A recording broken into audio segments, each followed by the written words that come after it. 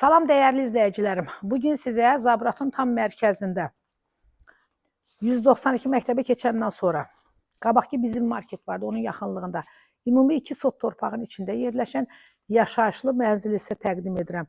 Əzlərim, evimiz cüst daşla inşa olunub, qiyməti 70.000 manatdır, sənəti bələdiyyə. Əziz izləyicilərim, ev tam əşyalı da verilə bilər, yəni o razılaşma yolu ilədir. Buyurun əzizlərim, evimizlə tanış olun.